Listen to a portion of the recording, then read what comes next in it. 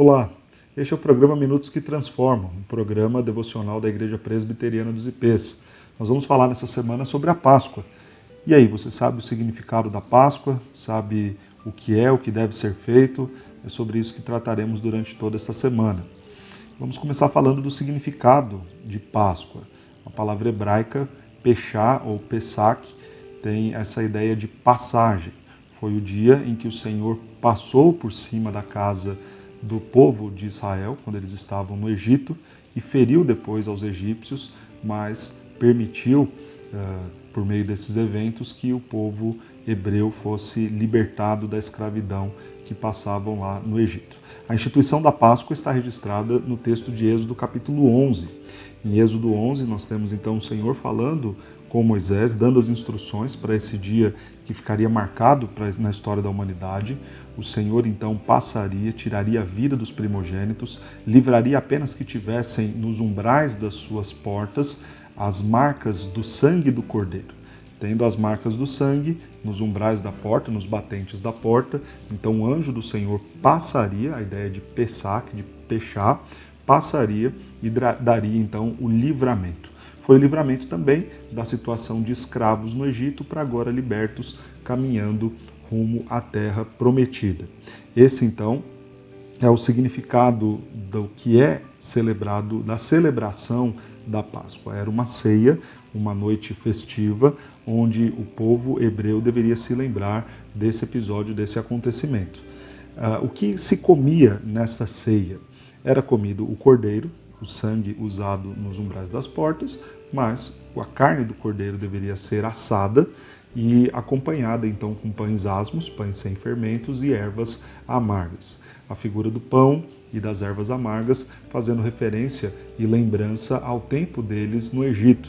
Tempo duro, difícil, de escravidão, mas dos quais o Senhor os livrou.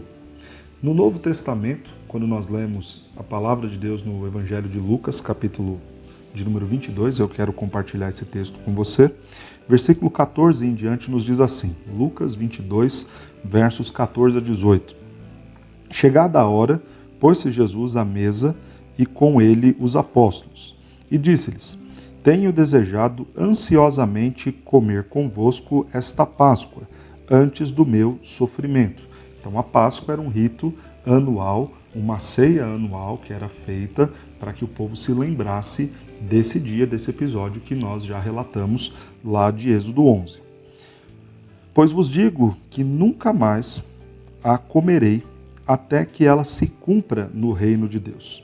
E tomando um cálice, havendo dado graças, disse, recebei e reparti entre vós, pois vos digo que de agora em diante não mais beberei do fruto da videira até que venha o reino de Deus.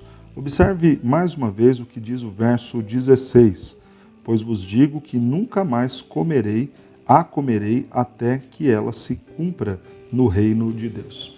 Veja que Jesus então coloca a ideia de que esse cumprimento da Páscoa se daria numa nova perspectiva no reino de Deus.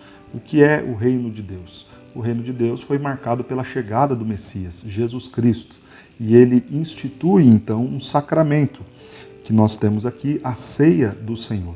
A antiga ceia então, marcada pelo cordeiro, pelos pães asmos e também pelas ervas amargas. A nova ceia, a nova Páscoa, porque aquela teve o seu fim em Cristo, ela vem então com o cálice, a representação do sangue de Cristo, o símbolo do sangue do Senhor Jesus, e o pão, o símbolo do seu corpo. É interessante nós entendermos qual é a figura de Jesus na Páscoa. Se nós não celebramos mais com o cordeiro morto, ceando e comendo do cordeiro, como então nós entendemos a celebração da Páscoa nos nossos dias? Veja que o texto diz, para que se cumpra no reino de Deus. Quando se dá o cumprimento então dessa Páscoa?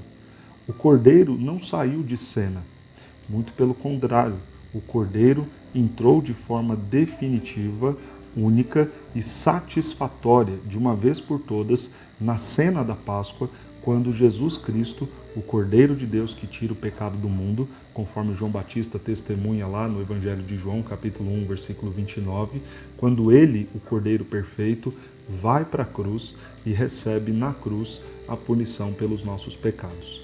Veja que a figura do Cordeiro continua presente, representada agora no cálice, representada agora no pão. A lembrança de que um cordeiro, não mais um animal, mas o próprio Senhor Jesus, foi sacrificado na cruz em nosso lugar. Também ainda nos faz lembrar da ideia de passagem.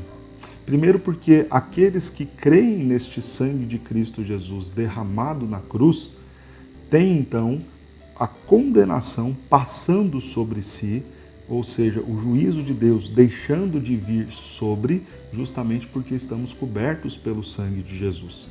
E também nesta mesma ideia de livramento. Fomos livrados então da condenação e da escravidão do pecado para uma nova vida em Cristo Jesus, caminhando então também para a nossa terra prometida, a Nova Jerusalém, novos céus e nova terra, onde viveremos para sempre com o Senhor.